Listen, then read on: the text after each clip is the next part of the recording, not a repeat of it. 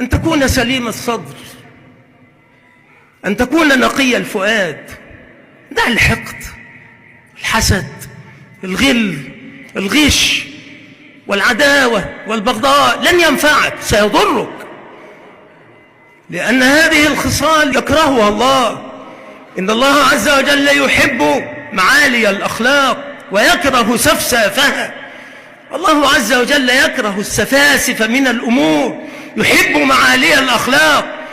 أن تكون جادا مترفعا، لا تلتفت إلى الصغائر، تحت مواطئ الأقدام، امضي في طريقك ولا تلتفت، ولكن كن سليم الصدر، نقي القلب، طاهر الفؤاد، وبعد ذلك لا يضرك، لأن الله عز وجل هو ولي المؤمنين ونصير المتقين، وهو يحبهم ويؤيدهم، ولينصرن الله من ينصره.